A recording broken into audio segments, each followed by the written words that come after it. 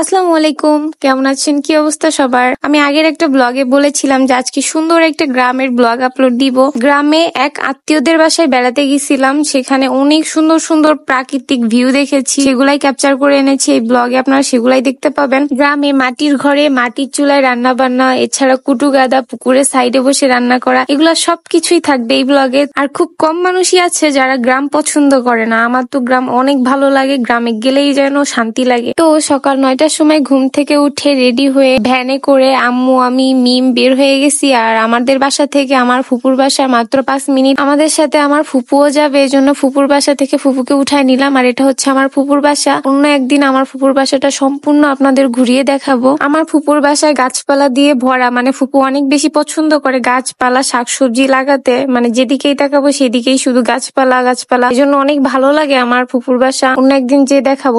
তারপরে মাঝ রাস্তায় নেমে নাস্তা করে নিলাম, কারণ আমরা সকালবেলায় নাস্তা না করেই বের হইছি। আর এটা পরোটা খাইছি না পাপড় বুঝতে পারিনি। পরোটাটা অনেক বেশি শক্ত ছিল, মানে এমন ভাজা ভাজছে পুরা পাপড় হয়ে গেছে। দোকান থেকে ফল, মিষ্টি আর আমি একটা আইসক্রিম নিয়ে ভ্যানের পিছনে বসে যাচ্ছিলাম। দেখে মনে হচ্ছে যে এখন ঠিক দুপুর বেলা, কিন্তু এটা ছিল সকাল 10টা। আর সকালবেলায় এমন রোদ ছিল। গ্রামটা এত সুন্দর ছিল আর অনেক বেশি বাতাস ছিল। আর ভ্যানে যাচ্ছিলাম, কি যে শান্তি লাগছিল। আর যে দেখি পুকুরের সাইডে বসে মাটির রান্নাঘরে মাটির চুলায় বসে রান্না বান্না হচ্ছে, মাছ ভাজি করছিল, হাঁসেরা খেলা করছে বাইরে পুকুরে। আর এখানে রান্না বান্নারই কাজ চলছে। তারপরে গেলাম বাইরে একটু ঘোরাঘুরি করতে, দেখলাম অনেক বড় বড় 2টা কুটু গাদা। তো এই বাবুটাকে কি জানি একটা বলতেছিলাম, ওইটা ছিল আমার হাতে কদম ফুল। আর এই মাঠ পেরিয়ে অন্য একটা খালামুনির বাসায় যাচ্ছিলাম, এই মাঠের ওই পারেই তার বাসা। আর এখানে অনেকগুলা বাচ্চা কাচ্চা নিয়ে তারপর খালামুনিদের বাসায় যাচ্ছিলাম। এগুলা সবই যে বাসায় গেছিলাম ওই বাসারই বাচ্চা কাচ্চা। আর এখানে অনেক পা ব্যথা করছিল আমার, অনেকটা হাঁটছি, এই জন্য জুতা চেঞ্জ করলাম। মিম জুতা পরাই দিচ্ছিল আমাকে। আর এই জুতাটাও আমার ড্রেসের সাথে ম্যাচ হচ্ছিল,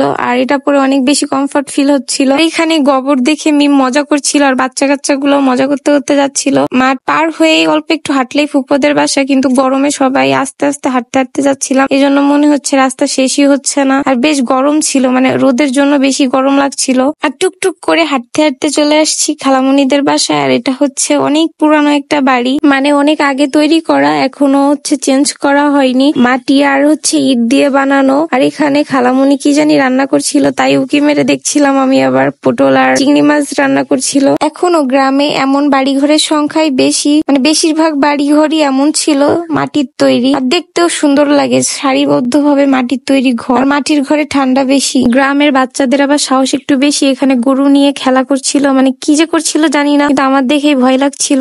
বেশিরভাগ মানুষের বাড়ির উঠানে এমন একটা করে গোলা থাকতো, আর গোলা ভরা ধান থাকতো। এখন খুব কমই দেখা যায়। আর মেহেদি এখানে আমার জন্য আম পাড়ছিল। আর তারপরে খাওয়া দাওয়া করে বাসায় চলে আসছি। আর এসে দেখি আমার পায়ে 2টা কালার হয়ে গেছে, মানে কতটা পরিমাণে পুড়ে গেছি রোদে সেটা পা দেখেই বোঝা যাচ্ছে।